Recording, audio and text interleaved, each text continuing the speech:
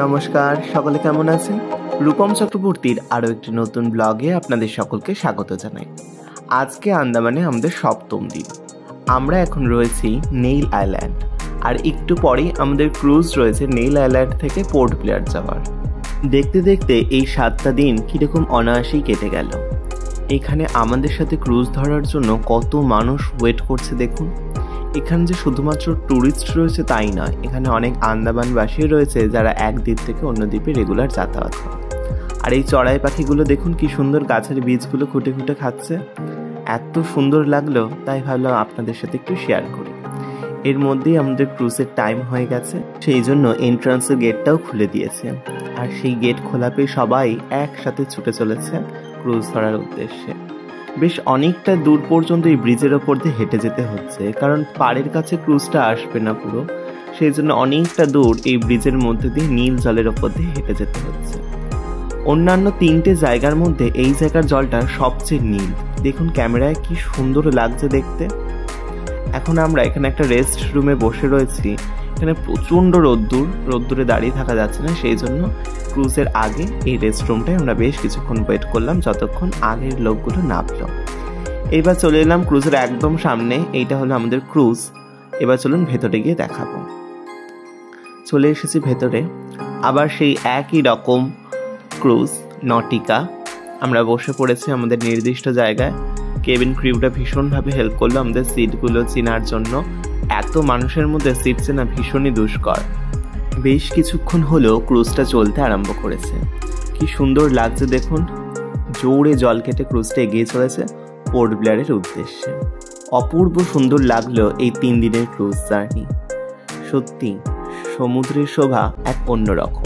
ছোটবেলায় যখন দীঘা, পুরী এইসব জায়গায় গিয়েছিলাম, তখন খুব ইচ্ছা করতো যে সমুদ্রের পাড়ে নয়, এবার একটু গভীর সমুদ্রে যাওয়ার। কিন্তু আমি অত ভালো সাঁতার না জানার জন্য কোনোদিনই বাবার সাথে যেতে পারিনি গভীর সমুদ্রে। এখন এই ক্রুজের সাহায্যে আমি একদম মাঝ সমুদ্রে দিয়ে বয়ে চলেছি। যদিও সেটা সাঁতার কেটে নয়, এই ক্রুজের সাহায্যে মাঝ সমুদ্রের সৌন্দর্য সেটা আমি উপভোগ করতে পারলাম খুব। দেখতে দেখতে চলে এলাম আমরা পোর্ট ব্লেয়ার। এখানে এসে আমাদের সেই পুরনো গাড়িটা, যেটা আমাদেরকে সম্পূর্ণ পোর্ট ব্লেয়ার ঘুরিয়েছিল, সেই গাড়িটার সঙ্গে আবার যোগাযোগ করে এখন আমরা যাচ্ছি আবার আমাদের সেই হোটেলটাতে। চলুন সামনের দিকে যাই তাহলে।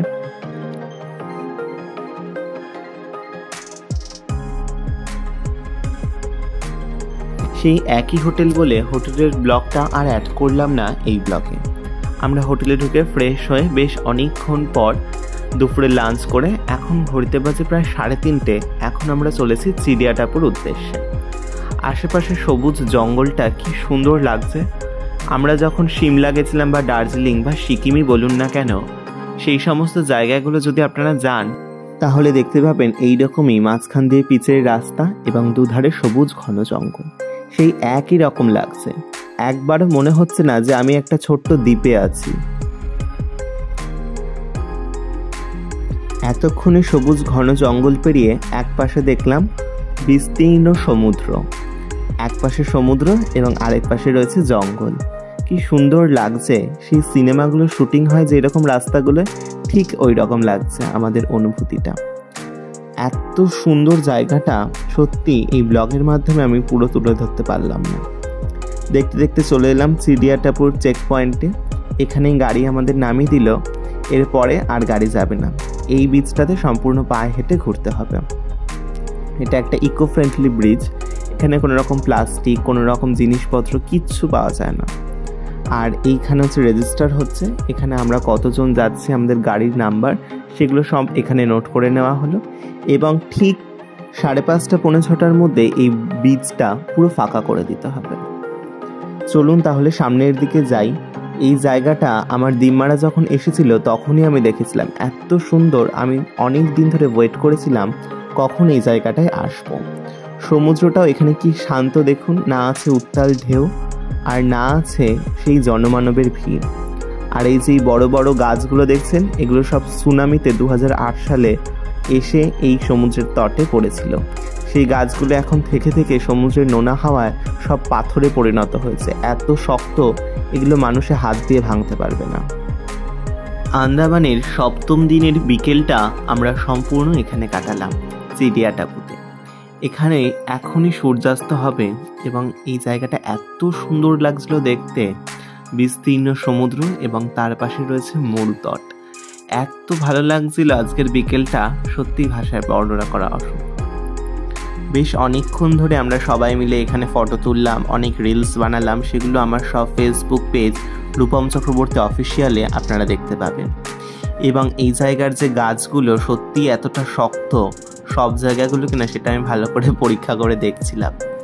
যাই হোক, এবার চলুন তাহলে একটু সামনের দিকটা হেঁটে দেখি ওই দিকটাতে কি আছে। চলুন যাই তাহলে। সামনে ওই যে দেখতে পাচ্ছেন একটা কুড়ে ঘর, ওইখানে হচ্ছে এইখানকার যারা পুলিশ প্রোটেকশন রয়েছে তারা ওই জায়গাটাতে রেস্ট নেয় এবং এখানে শিফটিং ডিউটি থাকে অল টাইম। এবং এই বিচে কোনো রকম কোনো দোকান, কোনো রকম কোনো জনমানব বসতি কিচ্ছু নেই। এই বিচটা সম্পূর্ণ 6টার মধ্যে ফাঁকা করে দিতে হবে এবং আমাদেরও অলরেডি যাওয়ার টাইম হয়ে গেছে। উঠে পড়লাম গাড়িতে এবং গাড়িও ছেড়ে দিয়েছে। এখন আমাদের উদ্দেশ্য আবার পোর্ট ব্লেয়ারে সেই জায়গায় ফিরে যাওয়া। চলুন তাহলে যাওয়া যাক। পোর্ট ব্লেয়ারে গিয়ে এখন আমাদের কাজ শপিং করা। আজ তবে এই পর্যন্তই। সম্পূর্ণ ব্লগটা কেমন লাগলো অবশ্যই কমেন্ট করে জানাবেন এবং ভালো লাগলে লাইক, শেয়ার, কমেন্ট করে আমার পাশে থাকবেন। খুব শিগগিরই ফিরে আসবো খুব আকর্ষণীয় একটা ব্লগ নিয়ে, আন্দামানের টপ মোস্ট জায়গার ব্লগ, মাড ভলক্যানো এবং লাইমস্টোন কেভ নিয়ে। সকলে সুস্থ থাকুন, ভালো থাকুন, দেখা হচ্ছে খুব শিগগিরই। ধন্যবাদ সকলকে।